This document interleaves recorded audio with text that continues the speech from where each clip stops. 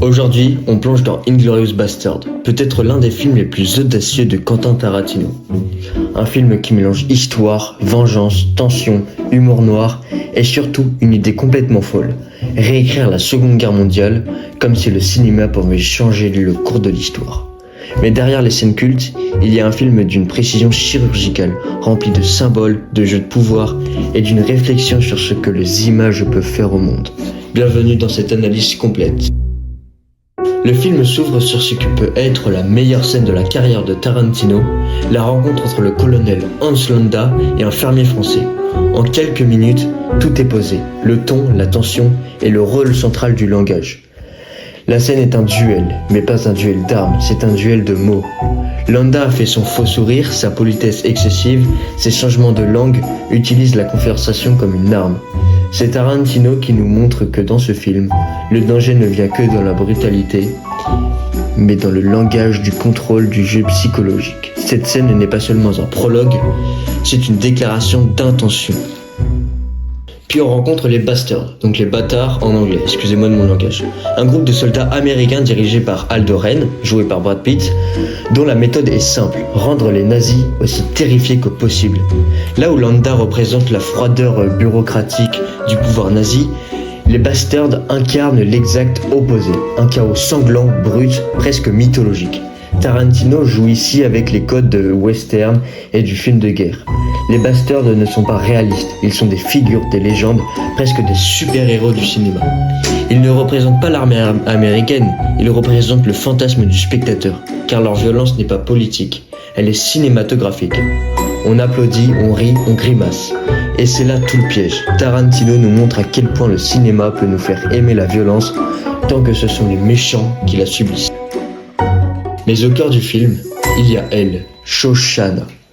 Sa trajectoire est peut-être la plus importante thématiquement. Elle ne prend pas les armes, elle ne rejoint pas les Bastards, elle utilise son cinéma. Tarantino fait d'elle la seule véritable héroïne du récit, celle qui prend le pouvoir en utilisant exactement ce que le cinéma peut faire de plus puissant, raconter une histoire, laisser une trace, hanter l'ennemi. Dans un monde écrasé par la propagande, elle transforme son écran en acte de résistance absolue. Son visage filmé, projeté, devient son arme. L'image, littéralement, tue. L'un des moments les plus fascinants du film est l'avant-première du film nazi, Les héros de la nation. Tarantino nous montre un cinéma rempli de soldats, d'officiers, de ministres, tous réunis pour regarder un film qui glorifie leur propre violence. Et c'est là que Tarantino sort son discours le plus fort. Les nazis ont utilisé l'image comme une arme. Le cinéma peut servir à manipuler, hypnotiser, déshumaniser. Et donc dans Inglourious Basterds, Tarantino répond par le cinéma lui-même. Le feu, les bobines explosent, la fiction avale la réalité. C'est l'histoire réécrite par un projecteur en flammes. Puis, bien évidemment, il y a Hans Landa, l'antagoniste parfait. Que serait ce film sans Hans Landa ?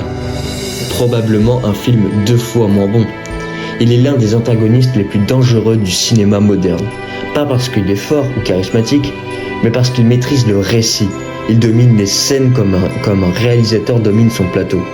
Il impose le rythme, les pauses, les conversations. Il se déplace comme un acteur conscient d'être regardé. Landa n'est pas seulement un soldat nazi, il est le miroir pervers du cinéma, un manipulateur d'images, un maître du spectacle. Il est aussi la preuve que, dans ce film, le langage tue autant que les armes. Et puis vient la fin, une fin qui ne pourrait exister dans un film de Tarantino. Les Bastards et Shoshana convergent vers le même bruit, chacun à leur manière, sans jamais se rencontrer. Le cinéma brûle, les nazis meurent, et l'histoire est réinventée. Mais ce n'est pas juste un délire. Ce final est un message. Ce n'est pas de revisionnisme, c'est d'un fantasme cathartique. Tarantino offre aux victimes ce que l'histoire réellement n'a pas pu leur offrir. Et c'est précisément là que le film frappe le plus fort. Inglourious Basterds n'est pas un film de guerre. Ce n'est pas un film historique, c'est un film sur le pouvoir du cinéma. Sa capacité à manipuler, à faire rire, à horrifier, à consoler et même réécrire symboliquement l'histoire. C'est un film où chaque scène est une mise en garde et une célébration. Le cinéma peut être dangereux, mais il peut aussi être libérateur. Et si ce film reste l'un des sommets de la carrière de Tarantino, c'est parce qu'il nous rappelle que parfois la fiction permet d'affronter la réalité mieux que la réalité elle-même. Voilà, j'espère que la vidéo vous aura plu. N'hésitez pas à liker et à vous abonner. Puis bye.